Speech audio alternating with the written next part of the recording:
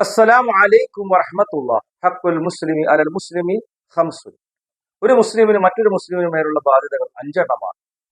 ആദ്യമായി പറഞ്ഞു റദ്ദുസ്സലാം അഥവാ സലാം മടക്കൽ.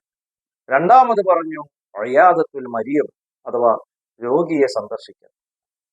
രോഗിയെ സന്ദർശിക്കൽ വലിയ പുണ്യമുള്ള ഒരു കാര്യമായിട്ടാണ് ഇസ്ലാം പഠിപ്പിക്കുന്നത്.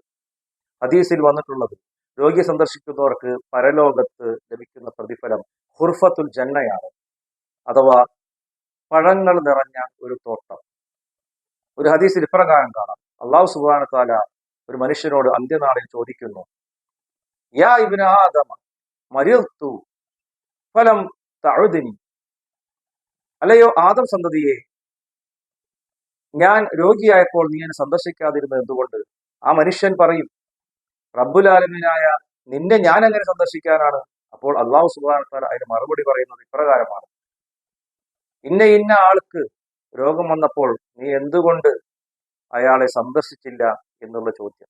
ഒരിക്കൽ പ്രവാചകൻ സ്വല്ലല്ലാഹു അലൈഹി വസല്ലം ഒരു രോഗിയെ കാണാൻ പോയപ്പോൾ അദ്ദേഹത്തിന് വേണ്ടി പ്രാർത്ഥിച്ചു, ലാ ബഅസ തുഹൂറുൻ ഇൻഷാ അല്ലാഹ്, സാരമില്ല, അള്ളാഹു ഉദ്ദേശിച്ചാൽ ശുദ്ധീകരിക്കപ്പെടും. അഥവാ രോഗം എന്ന് പറഞ്ഞു കഴിഞ്ഞാൽ പാപങ്ങളിൽ നിന്നുള്ള ഒരു ശുദ്ധീകരണം കൂടി.